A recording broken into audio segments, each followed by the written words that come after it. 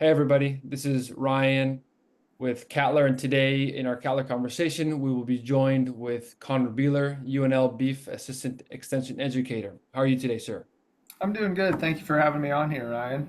You're very welcome. You're very welcome. So what I want to really talk to you about is if you could introduce yourself first and foremost, and what got you into the beef industry and down this road of nutrition, a little bit of your backstory.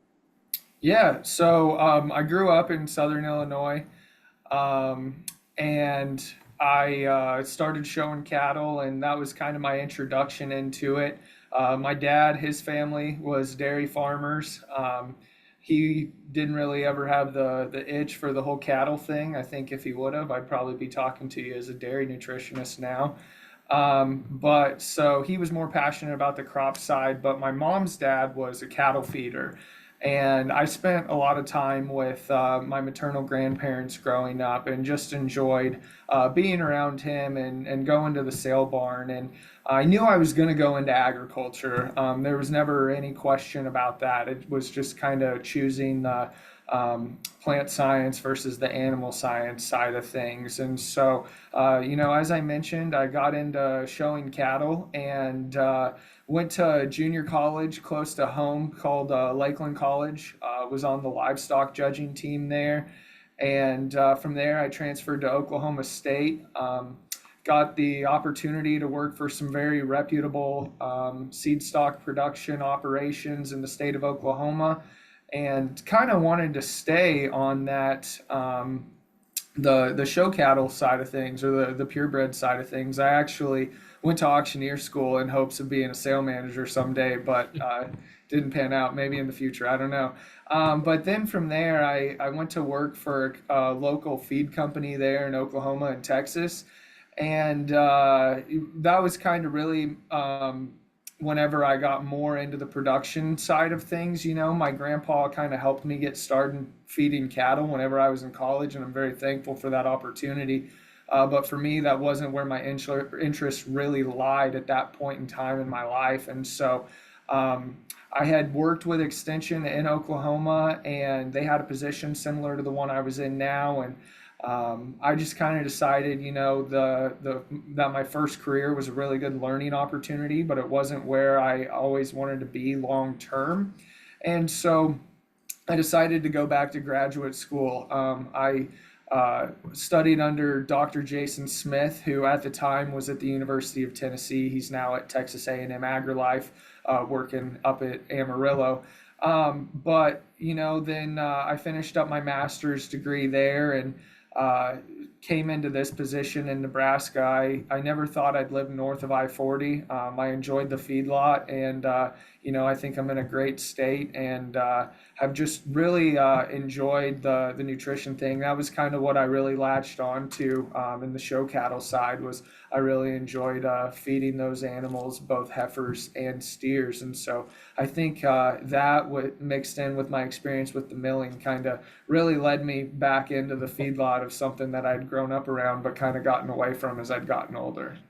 Right. And so for you, it's always been a part of you. It's being part of the, be either show cattle or feeding cattle, or you always knew it was going to be ag, and that's why it was either this or this for you. And but you're currently pursuing your PhD as well. Is that correct? Yes, sir. Yep, that is correct. And what's it focused on?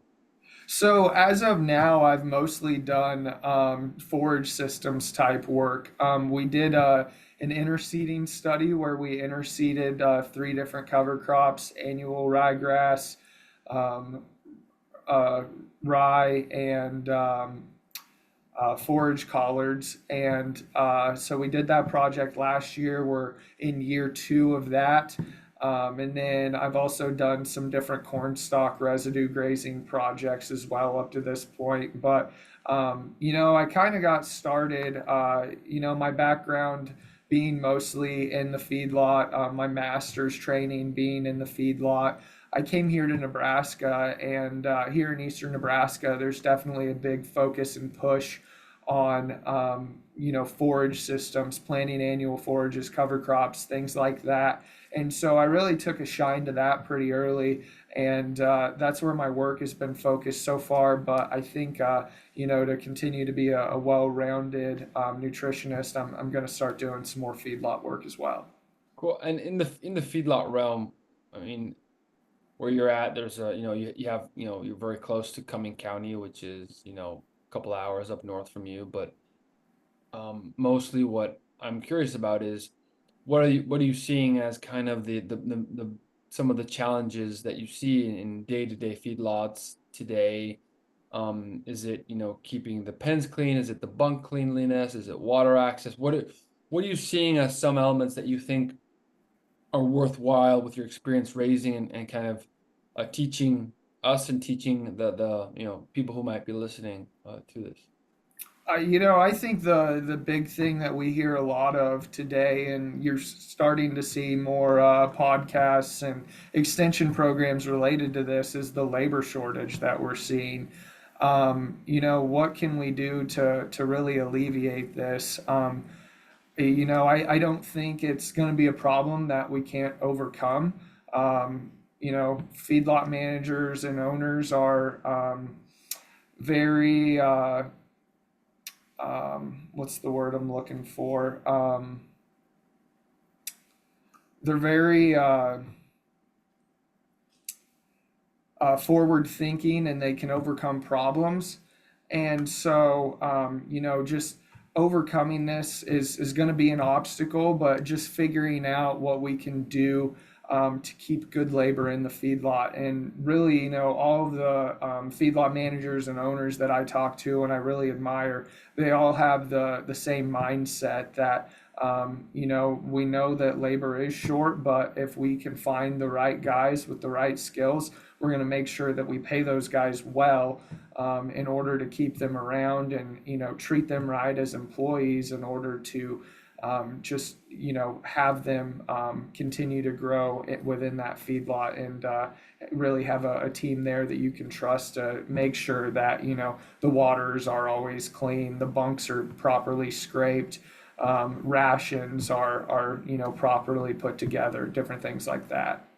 Yeah, I mean, it's as always when you go and when you step a foot on each of these feedlots or any of them, they're in itself, small, small companies. You have ones that are, of course, 40,000, 100,000 head, but then even the ones that are in the smaller range, they're small companies that have their ways that they want to do things, the right, the wrong way they want to do things. And it's always important to be able to get them or work with them in providing the best possible scenarios so that the cattle that they're trying to feed and that they're looking after every day and that they're treating and retreating and that they get the best success on them. That's kind of um, I guess with the labor shortage, one of the elements you're most looking to get around is being able to improve that communication internally so that the biggest success can be attained while you are feeding and growing them out and trying to hit those benchmarks as you go. I would say that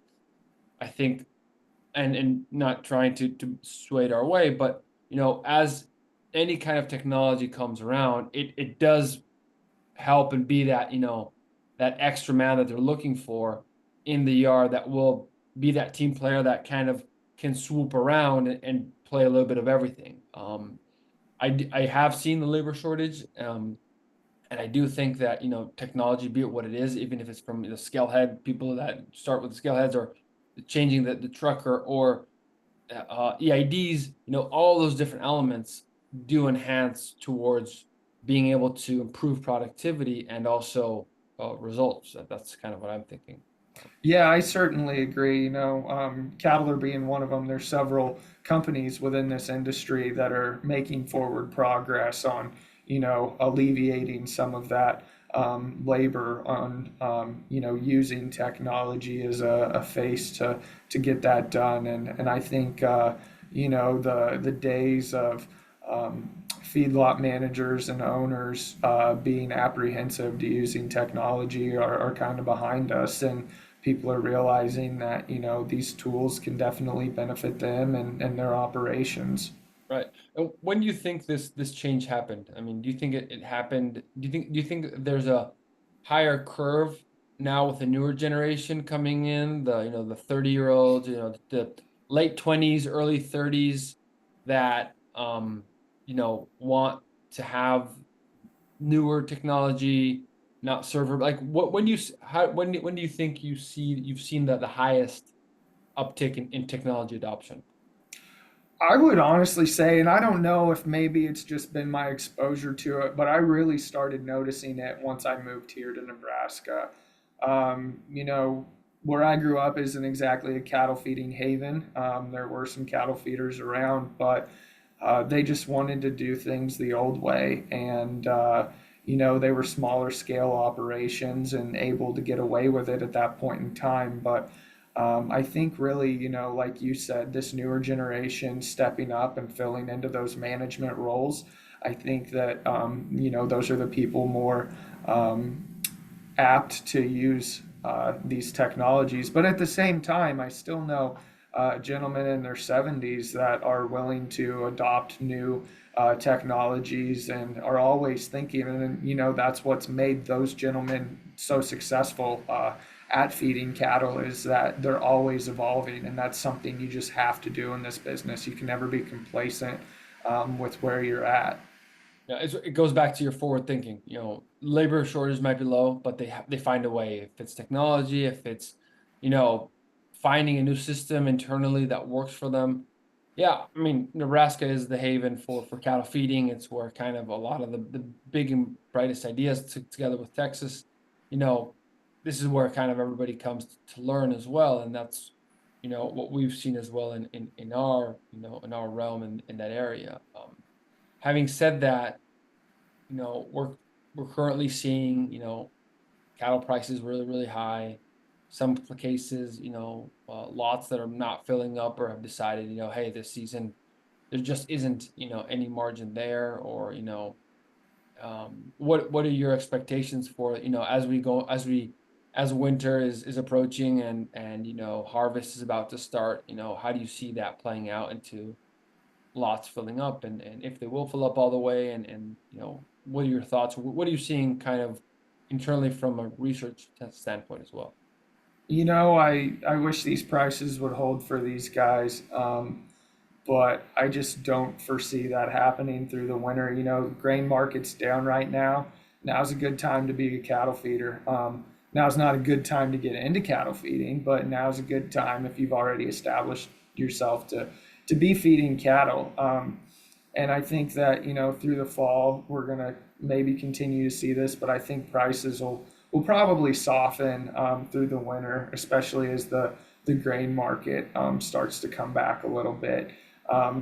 Just hearing on harvest out there, it sounds like the Eastern Corn Belt's kind of sitting in the garden spot. And then as I drive around Nebraska, I see fields that I think look darn good and, might yield 250. But then I see other fields that are pretty drought stricken or, have had hail or something along those lines. And so it's just going to be interesting to see what happens as harvest really gears up here in the next month or so as to where we're headed with the cattle market. But we currently have a low inventory on our feed females and our cow herd, and so I think people are going to start trying to build that back a little bit. So last week at Beatrice, prime coal cows were selling for $1.45. That's a $1,600 animal or more potentially, and so really just you know. I think that we're probably going to see those prices stick strong for a while, but I just have a hard time seeing fat cattle prices remaining as good as they have been. Right. Yeah. That is kind of what I've been hearing as well. We'll see. I mean, I think it is a sensitive time right now to want to make any kind of rash decision. I also, not doing anything or going all the way in is kind of, you want to, if you can, you want to stay in that mellow middle place where you have a little bit of leverage of, selling off if you need to, or if buying some. So it is kind of that scenario from what I've seen as well. And talking into kind of what the future holds, what do you see as kind of some of the opportunities that lie ahead or for people in cattle feeding right now for the next couple of 3 to 5 years? What opportunities are you seeing in that realm? I just think back to the technology thing and introducing different programs, like you mentioned, EIDs and different ways to make their lives more simple. If they can collect that data in an easier fashion, I think that's definitely a benefit. If they can pin weigh cattle and get a good weight on them, I think people have been feeding cattle for a long time. It has changed, but at the same time, it's still feeding cattle, and the ones that are good are good. I think that they're going to continue to stay in that elite space. And I also think going forward, I mentioned the labor shortage. A lot of kids are wanting to leave the farm, and a lot of parents are supporting that. And they want their kids to come home and farm, but economically, it just doesn't make sense for anybody.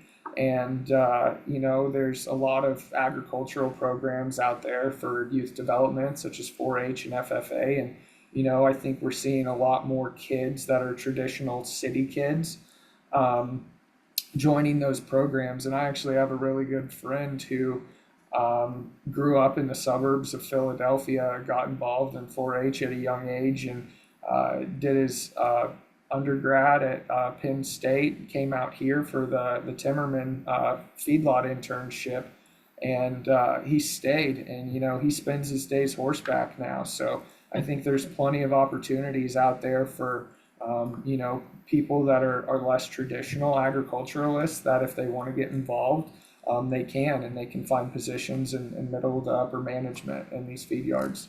Yeah, I mean, yeah, that's such a great caveat into the world if we're trying to get into. I mean, I think that, as you said, yeah, labor shortage is there, but it's also the opportunities are also there if you're actually, trying to find something. There is jobs everywhere. You just have to know where to look for them, I would say. And now the other flip side, challenges that you're seeing in the next 3 to 5 years, it's probably also on the technology or on the labor shortage, which we talked about a little bit, or right? I mean, I think would that be a good summary?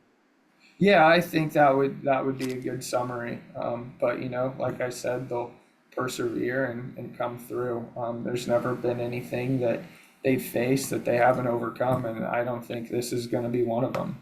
Right. And right now at the university feedlot, are you guys performing any interesting or is there any uh, research that you guys are currently undergoing that you want to mention or kind of talk into? Yeah, so I'm not exactly sure on what's proprietary and what's not, so I probably won't touch on that. But right now, a hot topic that we're doing a lot of research on is methane, and feeding cattle in the methane barn. And so basically, there's sensors in there that detect the level of methane, and they're basically in a garage. And so they go in there for 24 hours. They test the levels of the methane. They send them back out, and then send a new group in. And then we've also been doing some studies on fat digestion, looking at some different oils, um, and some different metabolism studies. But one thing we're really excited about here is the opening of the Klosterman Feeding Innovation Technology Center. And so that was a new build that they broke ground in fall of 22. And so it's going to have an individual feeding barn where we'll be able to do studies on individual cattle. And it's not a Kalen gate system or a grow safe, but it's a similar concept to that. And then we have two slat floor barns. We have a monoslope and a gable roof. And so basically just looking at those two different production systems, and kind of comparing the two of them. And then we also have open lots that we're able to do actual pen size studies on instead of doing smaller pen studies. And we've got some that are roller compacted concrete, and then some that are just your more traditional dirt based feedlot pen. You guys are working hard, basically. You got a lot of stuff running around right now. Yeah, yeah. There's a lot of moving parts right now. So, but yeah, we're definitely really excited to get cattle in this new feedlot and really, show what we can do here at the University of Nebraska. And regarding the methane one, which is always a very hot topic, what's the goal in the research there? Is it trying to understand what the actual levels are? Is it producing, understanding, levels, or how to reduce, or what it actually does? What's the goal behind that research, if you can go into it? Yeah, so the initial goals were, figuring just a regular ration, what's the methane output. But we've evolved since then, looking at different feeds that can potentially reduce methane production, which, there's not a whole lot of forage in a feedlot diet, so there's not a whole lot to ferment, right? So we're also doing this out on pastures. And so we've got this study up here at NREC that's been going on for quite some time, I think over 30 years possibly. And there's basically three different pastures, a control pasture that doesn't receive anything, and I believe the other two receive different amounts of nitrogen each year. And so they've started doing studies out there where they can measure the methane, and they set up these. It's this big laser. It looks like, if you see it from the road, it basically just looks like a well house from what you can see. But what it does is it shoots a laser out, and then there's a bunch of mirrors out there. And so it pings off of all these mirrors and comes back to a home receiver. And once it reaches that home receiver, and the cattle have GPS trackers on them so they can tell where they were standing at that moment, it will basically detect the amount of methane output from the animals. Wow, very, very cool. Very. It's one of those things that you never really know what happens in these research centers, and all of a sudden you get so much information. It's like overwhelming. Yeah. I'm just trying to picture this whole thing in my head, and it all working out. It seems kind of really, really cool. And one last question before we finish this off. If you were to talk to somebody who either, comes from the ag world or does not come from the ag world, what would you tell them about this industry that myself and yourself are so passionate about, but more importantly, you know, kind of your what would you tell to somebody who's interested in getting started?